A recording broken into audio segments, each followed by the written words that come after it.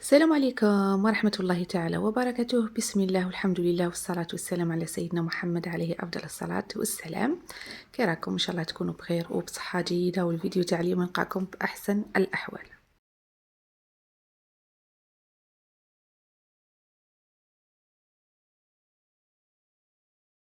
كان هذا هو أول فيديو لتحضيرات عيد الفطر المبارك، ودائما مع حلويات العيد. وباش هكا تبداو الحلويات تاعكم جبت لكم وصفة بطريقة سهلة سهلة سهلة بعجينة واحدة. كنت درت 7 أشكال تاع الحلويات، منها حلويات بريستيج بحشوات مختلفة اللي يجوا بزاف بنان، يعني كل حلوة وكيفاش درت الحشو نتاعها. والمقادير نتاعها بزاف ساهلين، وغادي تقطع لكم حتى 210 حبات تاع الكاطو. نبداو على بركة الله مع المقادير. الوصفة بزاف سهلة، ودوك تشوفوا التحضير تاع كل حلوة كيفاش قطعتها وكيفاش درتها وكيفاش كيفاش زينتها.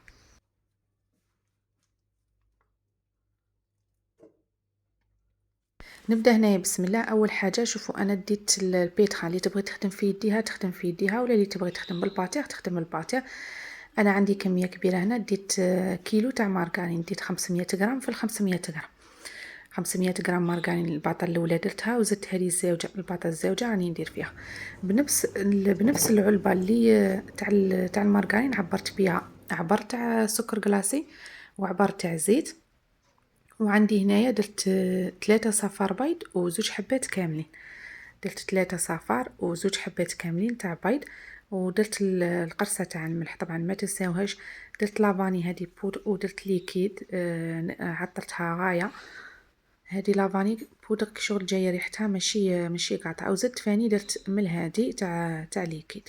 درت كل شيء مع بعض، غادي نحطهم في البيتخا ونطلعهم غايه، نضرب مليح هذيك مارغرين مع البيض والسكر والزيت.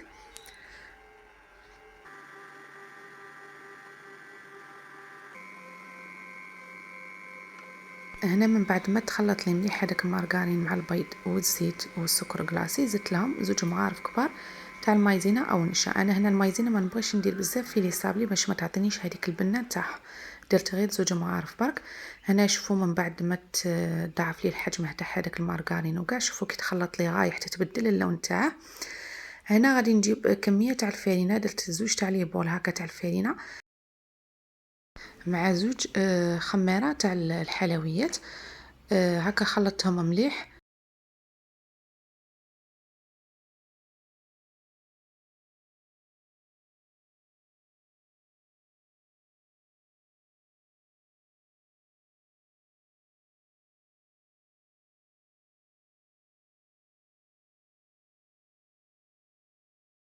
وهنايا الفرينة وليت نزيد، ما مشي حتى تحصلت على العجينه، هنا نتحصل على كريمه هكا سائله. المهم باش تتخلط لي هذيك الخميره تدخل لي مليح في هذيك العجينه، باش من بعد ما نستحقش ندير الخميره كاع اللي صابلي اللي انا حنديرهم، نكون ديجا دايره كل شيء مع بعض. هنا تخلطت لي مليح، شوفوا تحصلت على العجينه هكا. شوفوا راهي سائله، راكم تشوفوا فيها راهي سائله. دروك نبدا نقسم في العجينه تاعي على حسب الانواع تاع الكاطو اللي راني راح نديرها. اول وصفه راني حنديرها من هذا الكاطو، غادي ندير الصابلي اللي يجيني بزاف شباب. شوفوا ما تتكملش العجينه، ما دوك تشوفوا يجيني على حبه واحده ويجي بزاف بنين.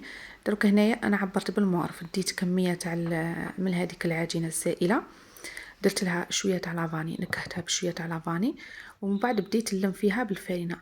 حاجه المهمه باش لي صابلي تاعكم يخرجوا لكم شابين، ما تنشفوهمش مليح بالفارينه، خلوهم طريين. العجينه تاعكم تاع الصابلي خلوها طريه هكا شغل، من توشوها تحسوا بالطراوين تاعها. مهم ما تنشفوهاش بزاف الصابلي باش ما يتكمش لكمش. لازم العجينه تاعها تكون طريه.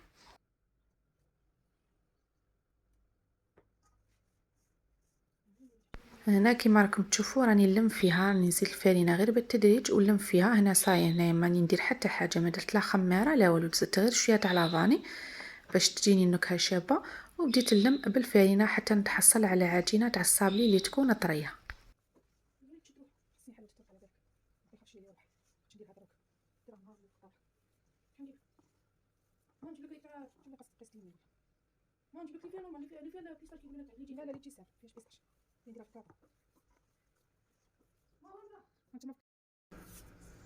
هذه هي العجينه اللي تحصلت عليها. شوفوا راهي بزاف طريه في يدي غير نمسها.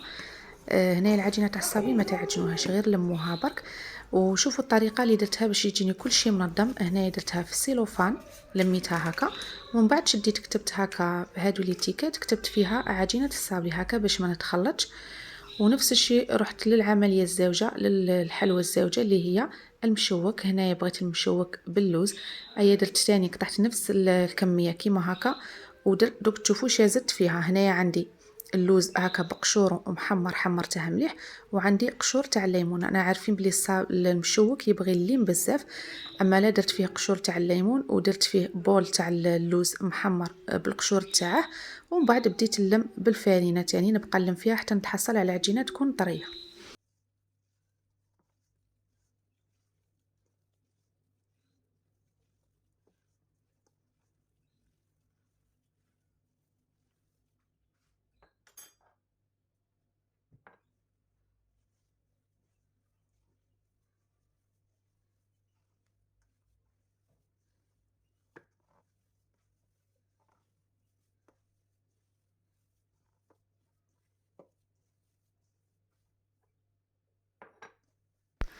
العجينه تاع المشوك الثاني تجي طريه. شوفوا القوام نتاعها اللي تحصلته هنايا.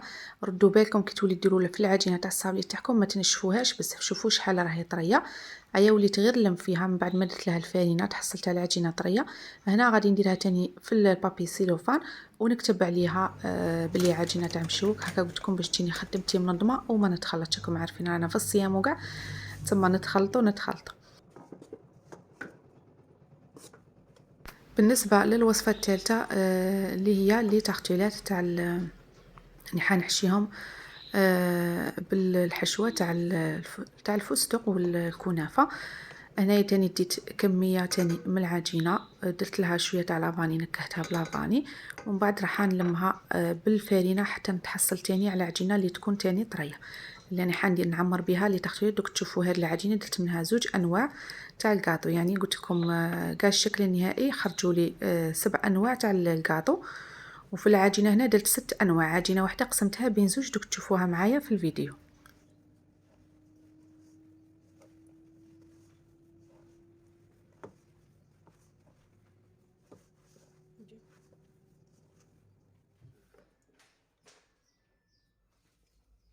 وبالنسبة للوصفة الرابعة اللي هي الكاطو تاع الليمون. هنا تاني ديت كمية تاع العجينة، درت فيها مركز الليمون ولا عطر الليمون مع ملون، وفي نفس الوقت يعطي النكهة تاع الليمون تاني. درت تاني كمية خلطتها مليح، ومن بعد تاني بديت نزيد في الفارينة غير بالتدريج حتى تحصلت على عجينة اللي تكون تاني طرية.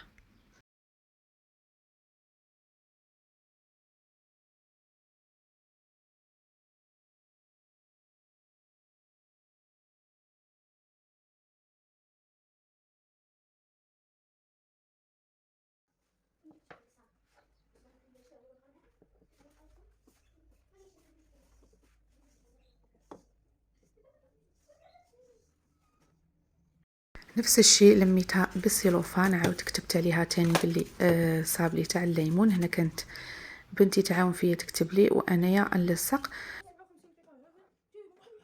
بالنسبه للوصفه الخامسه درت فيها الكميه تاع العجينه، درت فيها 2 مغارف كبار تاع الكاكاو. هذه الوصفه تاع المهراز اللي راح نديرها، درت فيها كميه تاع غير شويه تاع اللوز كان باقي لي محمر ومطحون، وبديت نلم فيها بالفارينه حتى تحصل تاني على عجينه طريه.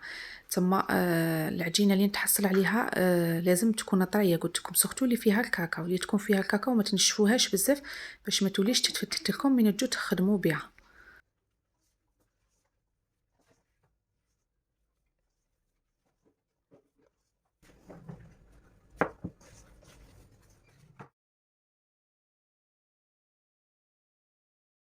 اما بالنسبه للعجينه الاخيره، شوفوا هنا العجينه تاع هذا الصابلي تاع الشوكولا اللي انا يبغوه ولادي بزاف. شوفوا كانت باقيت لي كميه قليله، اما لا شادلت هنايا زدت فيها 150 غرام تاع مارغرين مع حبه تاع بيض، 2 مغارف كبار تاع سكر كلاصي، خلطتهم مليح مليح، ومن بعد زدتهم على هذيك العجينه اللي كانت باقيه هنا العجينه قلت لكم اللي درتها في هذيك كيلو تاع الفرينه ما كانتش باقيت لي بزاف، قلت انا يجيني قليل، اما لا زدت دربت قلت لكم 150 غرام تاع مارغرين مع 2 مغارف كبار تاع سكر كلاصي مع حبه بيض، خلطتهم مليح وزدتهم مع هذيك العجينه ديجا كانت فيها الخميره وكاع. ومن بعد درت هنايا درت فيها حلوه الترك اللي هي اللي تجي بزاف بنينه فيها، درت فيها كميه تاع الكاوكاو اللي كنت محمراته وطحناته ماشي رطب شغل هكا مدشش. ومن بعد بديت نزيد في الفاينه، قلت لكم زدت فيها حلوه الترك وزدت فيها الكاوكاو محمر ومطحون، وبديت نلم فيها هكا بالفارينه حتى تحصلت على عجينه اللي تكون بزاف طريه، ما لازمش تيبسوا العجينه تاعكم سورتو تاع الكاكاو. هذه هي العجينه هنا راهي واجده. هادو هما العجينه تاوعي في 6 راهم واجدين، كاين تاع الصابلي تاع المشوك تاع الليمون وتاع المهراز، وكاين كاطو الصابلي تاع الشوكولا. هنايا درت الحلال تاعي وغادي برك نبدا دروك نقطع ونوجد كل شيء. شوفوا انا هنا باش جاني كل شيء منظم، من بعد ما وجدت كاع العجائن تاع لي صابلي تاوعي نقيت الكوزينه تاعي خليتها تشعل، ومن بعد بدلت بلاصه وبديت نخدم فيهم هكا باش تجيني الطريقه سهله وما نعياش في الكاطو نتاعي. تسمى العجينه انا هذه تاع كيلو راني زايده فوقها 150 غرام تاع مارغرين باش قطعت لي هذه الكميه كاع. انا اصلا شغل هذوك تاع لي تارتولات هما يقطعوا وانا كنت كثرت فيهم العجينه، على هذا قلت لكم قسمتها بين زوج العجينه تاع لي تارتولات. اول حاجه اللي بديت بها هي الوصفه تاع الصابلي. الصابلي اللي لازم يكون حاضر في طاولة العيد بديت به هو الاول. هنا شوفوا كنت شريت هذا الموتيف تاع عيد مبارك، هذا نورمالمون تاع الصابلي يندار. شريت هذا تاع عيد مبارك وشريت هذاك تاع الديسان تاع الحطب تاع الشغل تاع الشجره. هذا غبني بزاف في الخدمه نتاعها كشغل من فيه الكتبه وكاع ولا يلصق لي، بورطون كنت نديرها في الفارينه راكم تشوفوا راني رمت فيه في الفارينه بصح من بعد ولا يلصق لي كشغل كي نقلعه نلقى العجينه لصقت لي فيه.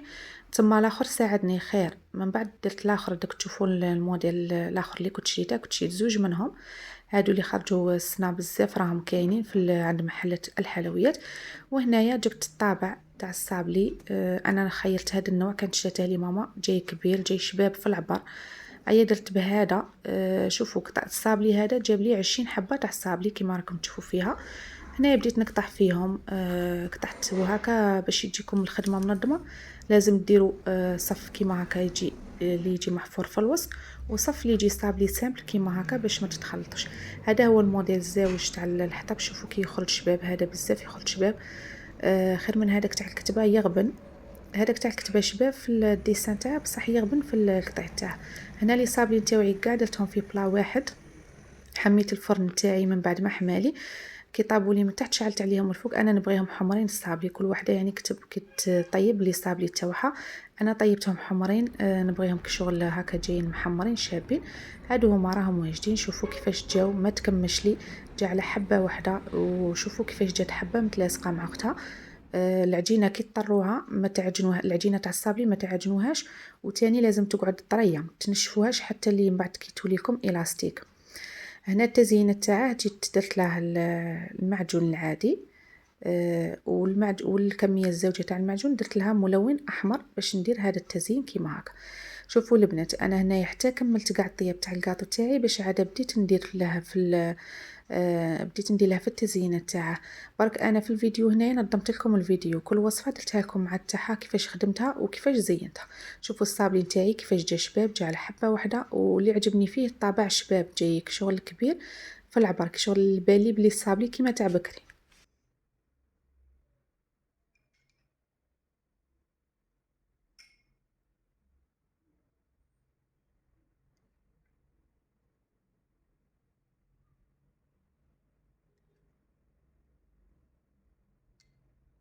هذا هو الصابلي تاعي. شوفوا كيفاش جا شباب من بعد ما عمرته. قلت لكم جاتني 20 حبه من هذا الصابلي. اما النوع الزاوج اللي هو المشوك اللي انا حنديره باللوز ايفيلي. هنايا غادي نجيب هذاك بايض البيض اللي كان باقي لي، ديت كميه تاع لوز ايفيلي وراح ندير لي كيسات. نستحق طبعا المشوك لازم لهم لي كيسات اللي يكونوا صغار متوسطين ماشي كبار بزاف باش الحبه تجي في العبر. شوفوا العجينه كيفاش راهي طريه تاع المشوك وريحتها راهي تهبل بريحه الليم. هنا ندي هكا كويرات تقريبا 20 غرام كيما هكا. انا عيني هي ميزاني، اللي تبغي دير الميزان دير الميزان. انا كي موالفه نخدم المشوك نخدمها غير هكا بعيني، كشغل الحبات تجيني كيف كيف. درتها في بايض البيض. هذاك بايض البيض لازم تكسروه مليح، تخلطوه مليح، ومن بعد زدتها في هذاك اللوز ايفيلي وبديت نرمط فيهم كيما هكا وندير فيهم فيلي كيسات.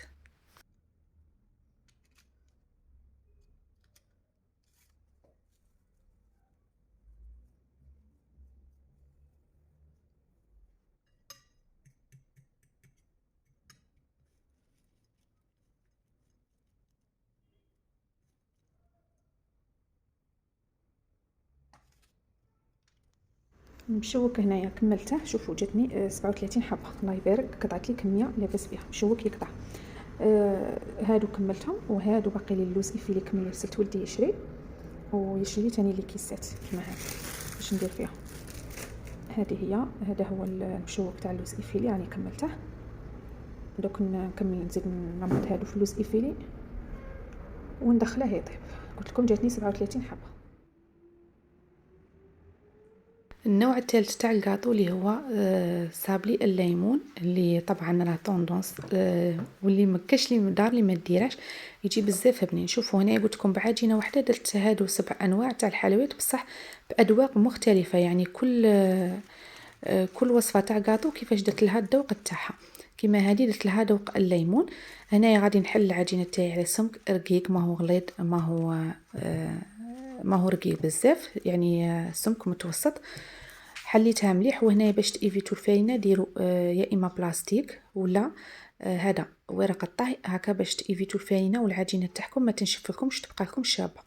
جبت هذا الطابع الدائري اللي عندي، قطعت هكا دوائر وغادي نحطهم في السني مع الصابلي يطيبوا. تما انا كنت ندير، قلت لكم درت سني ضربه واحده كبير.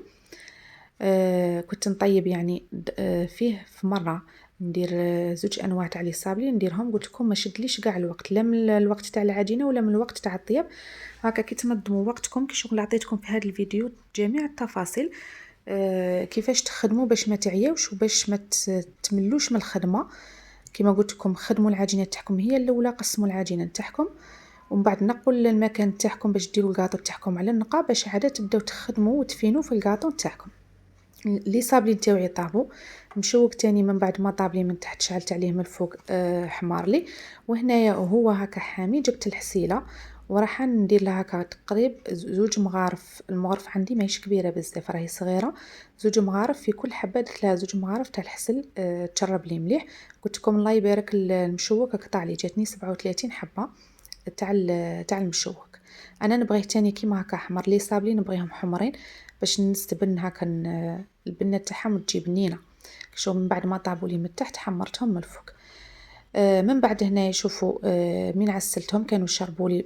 طبعا انا قلت لكم طيبت كل شيء من بعد خليتهم يريحوا باش عاد بديت ندير في الديكور. برك انا هنا في الفيديو نظمتها لكم، كل وصفه درتها لكم مع التزيين نتاعها. هنا جبت هادو لي سوريس كونفري، درت لهم قسمتهم بين زوج حبه بين زوج، درتهم من الفوق. ومن بعد درت لا جولي هكا من الفوق باش تعطيني هذيك لا بريونس من الفوق تاع المشوك.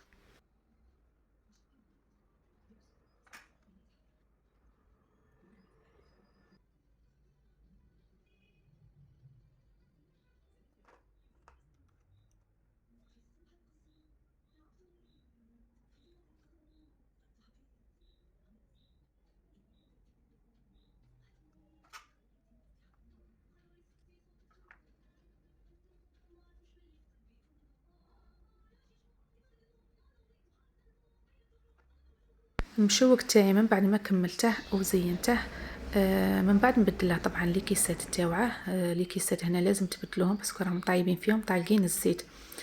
هذا هو الشكل النهائي تاعه. جاتني كميه لاباس بها وجا بزاف بنين، سورتو كي كثرت فيه القشور تاع الليمون. نروحوا لي صابلي تاع الليمون، الوصفه الرابعه اللي هي صابلي تاع الليمون. شوفوا درت هنايا زوج مغارف كبار تاع مارغرين، درت لهم 3 مغارف كبار تاع سكر كلاصي لافاني، خلطت مليح بالباتير. هنايا لازم تخلطوا بالباتير مليح. ومن بعد زدت زوج مغارف كبار نتاع الزيت. هنا الزيت باش طري لي هذيك الزبده، وخلطتها مليح بالباتير كي شغل هذيك الزبده حتى تغير اللون نتاعها. بقيت نخلط فيها هكا في الباتيغ حتى تبدل اللون تاعها. من الجهه هنايا دوبت 50 غرام تاع شوكولا بيضاء. الشوكولا البيضاء في الكريمه تاع الزبده تجيكم بزاف بنينه. انا هنايا كنت شويه حاميه حطيتها على المارغرين كشغل طلقت لي شويه، بصح من بعد معليش درتها في الفريجيدير حكمت لي روحها. المهم نتوما كي ديروها ما ديروهاش هكا حاميه، خلوها تبرد. لي صابلين تاوعي تاع الليمون هاوينه طابولي تاني جاوني 20 حبه. هنايا جبت هذه كارا كنافه اللي مخلطه بالكنافه، الذوق الليمون مخلط بالكنافه. راني راح ندير هذه الطريقه. درت الكريمه ومن بعد هكا دائري على لي صابلي، شوفوا لي صابلي هنا كي طابولي. ومن بعد درت هذه كارا كنافه في الوسط وغلقت حبه مع اختها. وهنا لازم تسقموا هاد الاطراف كيما هكا، لازم تجيكم هكا شويه عاليه باش يجيكم بنينه. هنا الكريمه راهي بزاف بنينه. ما بغيتش ندير لها العطر تاع الليمون، درت لها غير لافاني، نكهتها بلافاني باسكو هنايا هاد الكارا كنافه راهي بعطر الليمون. ما بغيتش كلشي يجي، بغيت نكسر الذوق، ما بغيتش كلشي يجي غير ذوق الليمون. ميم لاباط راه فيها، تما قلت الكريمه ما نديرش فيها، درتها بذوق الفاني والشوكولا البيضاء. بديت بهذه الطريقه نعمر فيها. في نفس الوقت راني دايره الشوكولا البيضاء راهي تذوب. هنا شوفوا الشوكولا تاع الليمون ضربت عليها الدنيا ما لقيتهاش، ما على باليش على ماش كاينه سنا كاع ما جابوهاش. اما لا شادرت شديت الشوكولا البيضاء ذوبتها وشيت ملون سبيسيال للشوكولا في اللون الاصفر ولونتها كيما هكا. وانا تحصلت على الشوكولا بذوق الليمون كيما هكا. ومن بعد بديت نقلاصي في هذوك لي صابلين تاوعي، نقلاصي فيهم وندير هذه العمليه باش تجيكم الحبه فينيه. والتزيين دوك تشوفوا زينتهم غير بتزيين بسيط كيما هكا. ما بغيتش ندير لها هذوك حبات تاع الليم كشوف الصابلي تاعي جاي دائري، ايا درت لها هذا التزيين دوك تشوفوا.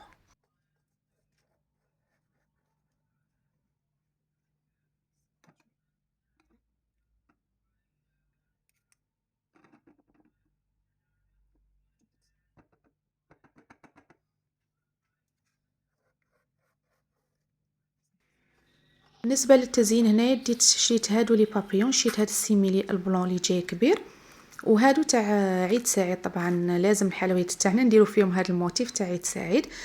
المهم هنا لي صابلين تاوعي شوفوا من نشفوا بديت نلصق فيهم بهذوك النو هكا كيما هكا ندير فيه في البلون. هذوك السيميلي تاني جاي في البلون درت فيهم هكا 3 حبات في الكوتي، ودرت الجهه اللي منا درت فيها عيد سعيد. هكا قلت انايا باش نكسر هذاك اللون تاع الاصفر درت دخلت فيها البلون. شوفوا الشكل تاعها جا بزاف شباب، سورتو كي درت لها لي كيسات دوك تشوفوا الشكل النهائي نتاعها. هادو هما لي صابلين تاع الليمون تاعي راهم واجدين من بعد ما نشفوا، جاء بزاف شباب. والبنه ما نحكي لكمش جا بزاف بنين. نروحوا للوصفه الخامسه واللي هي الوصفه تاع الصابلي تاع الصابلي هذا تاع الشوكولا اللي انا ولادي كل عام نديرها، لازم نديرها في رمضان باسكو يبغوه بزاف. المهم نحل العجينه تاعي. انا جبت هذا الطابع تاع الاوفال، كيما تنجموا ديروا طابع كاري ولا دائري، كل وحده تتفنن في لي صابلي تاعها. شوفوا البنات انا برك عطيتكم لاباس تاع العجينه، بصح كل وحده كيفاش تبغي تشكل لي صابلي تاعها، كل وحده كيفاش تبغي دير الانواع تاع لي صابلي تاعها. هذا يبقى عندكم نتوما الاختيار. عطوا لبناتكم يعاونوكم هكا. سينو ميم الاشكال تاع لي صابلي اللي درتهم تنجموا تنوعوا فيهم، والاذواق تاني تنجموا تنوعوا فيها. انا برك عطيتكم فكره، بغيت نشارك معكم هذا الفيديو، عطيتكم فكره عليه وكيفاش تنظموا وقتكم وكيفاش تخدموا لي صابلين تاعكم وهكا باش يجيكم ناجحين. هنا شوفوا هذاك الصابلي قطعته كاع كامل درته في هذا السني. شوفوا هذا الله يبارك تاني جاني كميه كبيره. قلت لكم هذا اللي زدت عليه 150 غرام تاع مارغرين. جاني سني كبير كيما راكم تشوفوا. من بعد ما طاب لي من تحت شعلت عليه من الفوق غير شويه نشف ليه. شوفوا لي صابلي تاع الشوكولا ما طيبوهمش بزاف باش ما يجوكمش يابسين، هذا يجي يذوب في الفم. شوفوا موالف انا هذا نعمره بالكريمه تاع بالكريمه تاع الزبده ولا الكريمه تاع الكراميل ولا توبي كراميل. بصح هاد الخطره ولات تجينا ثقيله في الماكله. اما لا هاد الخطره في هاد العيد قلت والو هادوك لي كريمو كاع ما نديروش باسكو الكاطو ولا ما يتكليش بهادوك شغل يكهم يجي ثقيل في الاكل نتاعه. اما لا باش لقيته غير بالشيكولا تاع بوينو ولا الشيكولا العاديه اللي عندكم تاع الطلاء. لاقوا به. ولا اللي تبغي دير كريمه الزبده دير كريمه الزبده تاني يجيبني. بصح انا برك كي كان قلت لكم الذوق تاعه كان يجينا ثقيل في الماكله نتاعه. اما لا لقيته غير بالشيكولا تاع البوينو. من بعد ما لقيته بديت نقلاصي فيه. هنايا ذوبت الشوكولا تاعي زدت لها الكميه تاع الزيت باش تجيني هكا لابغيونس من الفوق، وبديت نقلاصي فيهم. هنا بديت نكلاصي وندير هذيك الطريقه باش نلص فيهم هكا في البابي كويسون باش تجيني لا فورم تاع الحبه كامله.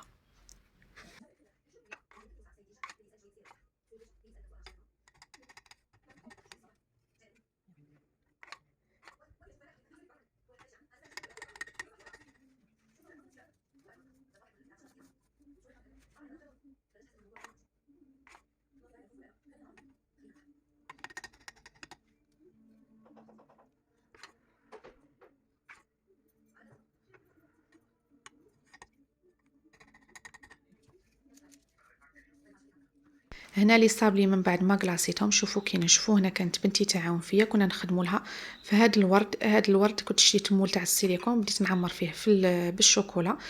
شوفوا هي الحبه تجي كبيره بصح انا كشغل نصفتها درتها هكا غير هذوك الوردات الوسطانيين جايين باينين، ومن بعد بديت نديكوري فيهم هكا بالناكري في الدوغي باش تجيني المنظر تاعها شباب كشغل درتها في السامبل. التزيين بالشوكولا يعني على حساب الحبه تاع الصابلي. هذا هو الصابلي نتاعي. درت له كاع كيما هكا قلت لكم كانت خرجت لي واحد 43 حبه من هذاك الصابلي تاع الشوكولا. نجو للوصفه الخامسه نورمالمون خامسه ولا السادسه اللي هي تاع المهرز. هنا تاع المهرز كانوا بزاف البنات قالوا لي شاركينا بها. شوفوا العجينه راني درتها قدامكم. وهنا جبت هذوك لي مول تاع المهراز من بعد ما مسحتهم نقيتهم كاع. هنا رشيتهم بالفارينه خفت يلصقوا لي باسكو اول استعمال اول مره راني راح نديره. هيا قلت انا ايفيتي باش ما يلصقوليش ندير شويه تاع الفارينه. بديت نعمر فيهم عادي كيما نعمروا لي تارتيلات نتاوعنا نضغطوا مليح. هنا لازم تضغطوا على العجينه مليح باش تشد لكم لا فورم تاع المهراز. نعمر فيهم كاع بهذا الشكل ومن بعد بيكيتهم بالفرشيطه وبديت نطيب فيهم. ودوك تشوفوا العفسه من يكونوا يطيبوا كي ديروا لهم باش ما يتنفخوكمش في الوسط باش يبقى لكم ليسباس باش تعمروا فيها الحشوه نتاعكم. انا قلت لكم بيكيتهم كاع بالفرشيطه كيما هكا.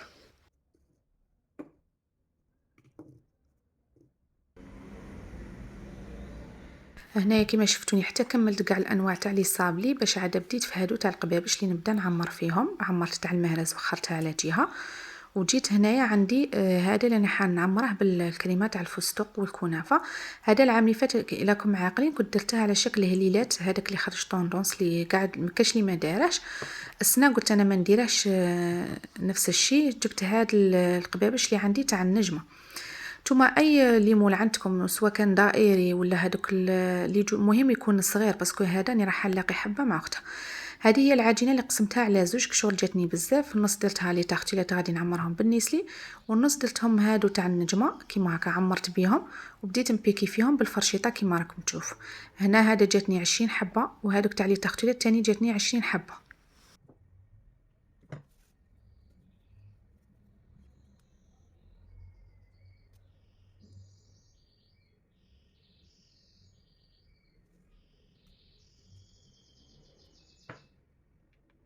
واللي ما عندهاش هادو لي تارتيلات تاع هادو القبابش تاع النجمه تنجم دير في لي تارتيلات العاديين كيما هادو اللي راهم عندي. قلت لكم انا قسمت نص درت هكا ونص درتهم هكا.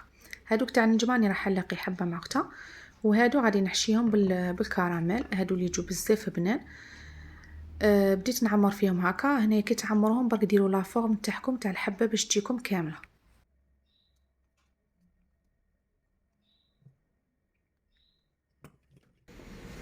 هنايا هادو جاوني 20 وهادو درت منهم 15 غير بعجينه وحده قسمتهم بين زوج. انا هادو درتهم هكا في هذا تاع النجمه على خاطرش هذا راني راح نلاقي حبه مع اختها كيما هكا. نتوما الا كان عندكم هادو ليمون صغار اي نوع يكون وغادي نحشيهم. دوك تشوفوا الحشوه اللي غادي نحشيها فيهم اي نوع عندكم ديروا. انا عندي هذا تاع النجمه. هنا غادي ندخلهم يطيبوا.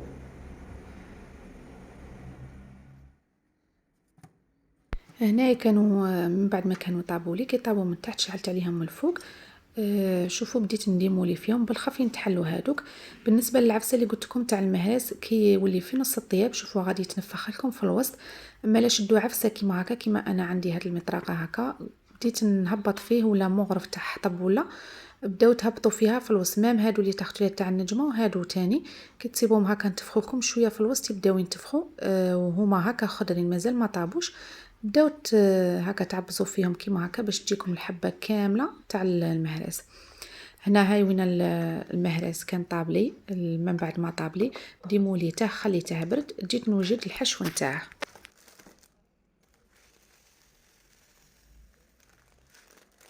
بالنسبة للحشو هنايا شوفوا باش غادي نعمره، شوفوا ديت كمية تاع لافيتين، زدت لها كمية تاع الشوكولا هذه تاع الوجدان تاع الطلاء، هذه اللي بزاف تجي بنينه، وبديت نتحصلت على حشو هكا يجي مقرمش. هاد الوصفه تاع المهراز تجي بزاف بنينه. شوفوا في القاعده نتاعها درت لها الشوكولا تاع البوينو، هكا عمرتها بالشوكولا تاع البوينو، باش عاد بديت نعمر بها فيها بهذيك الفايتين اللي كنت درت لها بالشوكولا تاع الوجدان. شوفوا هنا الحشو كل وحده اش تبغي تعمر لي صابلين تاعها باش تبغي تعمرهم. انا هذه هي الحشو اللي درته في هادو تاع المهراز، يجوا بنان ويجوا مقرمشين، ولازم هنا كي تعمروهم لازم يجوا هكا بومبي، ما ديروهاش هكا مسطحه شغل بيدو راه معمر، لازم ديروها هكا بومبي باش يجيكم شباب. ودوك تشوفوا العفسه تاني اللي درتها لهم من الفوق تاني عطاتهم منظر، وتاني يجوا بنان، يجوا بزاف شابين. هنايا عمرتهم كاملين كاع، عمرتهم هادو تاني جاوني 20 حبه.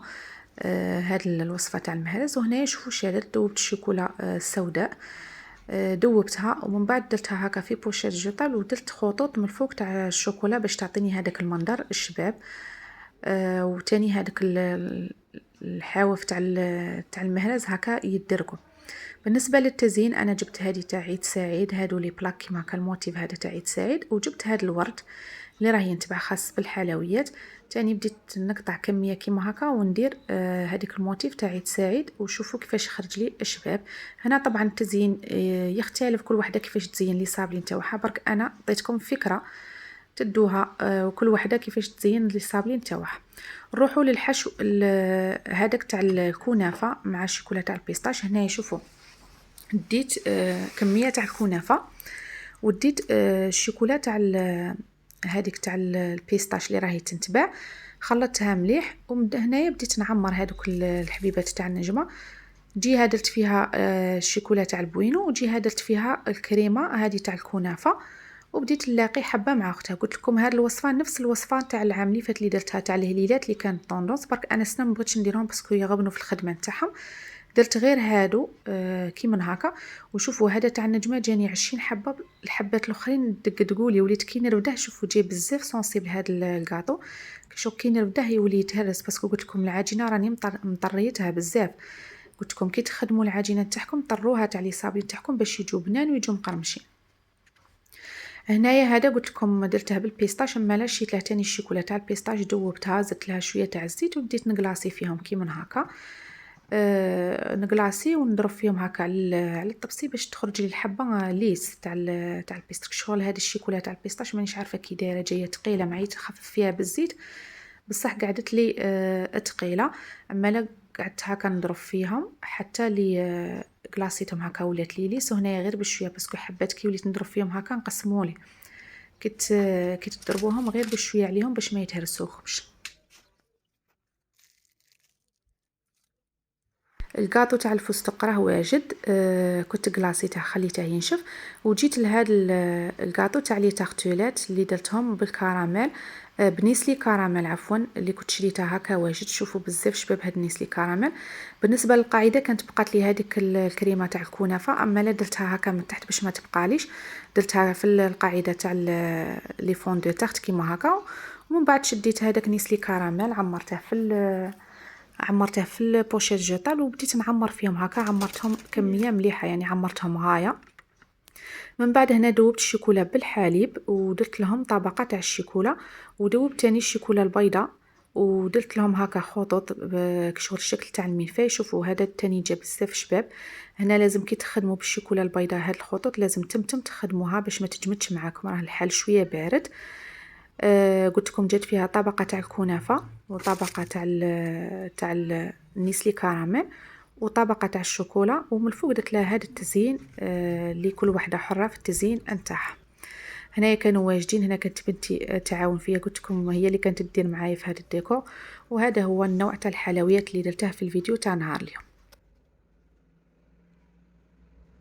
هادو هما الانواع كاع اللي درتهم. قلت لكم درت 7 انواع تاع حلويات، منها الصابلي بريستيج بعجينه واحده، قطعت لي 210 حبات هكا قلت لكم.